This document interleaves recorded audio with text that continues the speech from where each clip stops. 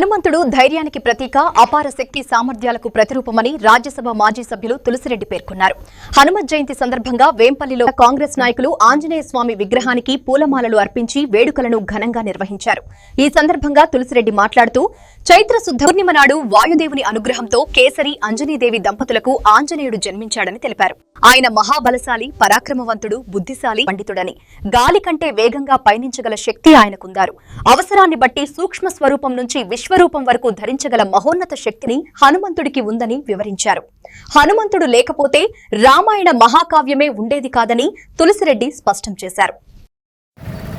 ఈరోజు హనుమత్ జయంతి అంటే హనుమంతుడు పుట్టినరోజు.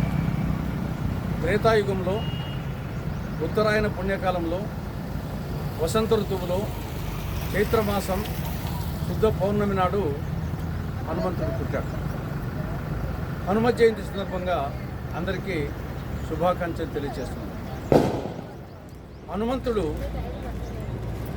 వాయుదేవుని అంశతో అంజనీదేవికి, వానర వీరుడు కేసరి పుణ్య దంపతులకు జన్మించారు.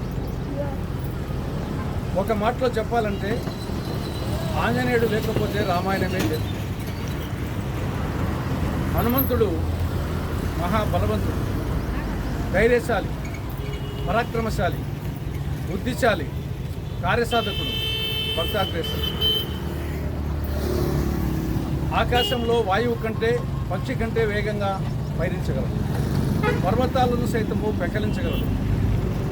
కార్యసాధకుడు, అవసరమైతే సూక్ష్మ స్వరూపాన్ని పొందుతాడు, అవసరమైతే విశ్వరూపాన్ని దర్శిస్తాడు. ఏ కార్యం ఇచ్చినా దాన్ని సాధిస్తాడు. అటువంటి కార్యసాధకుడు, కార్యశీలి.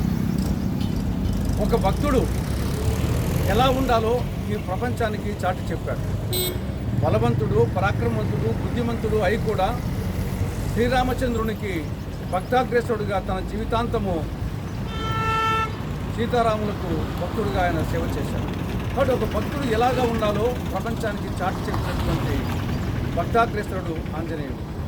అటువంటి వీరాంజనేయుని పుట్టినరోజు సందర్భంగా ఈరోజు ఇక్కడ కార్యక్రమాన్ని చేయడం చాలా సంతోషం.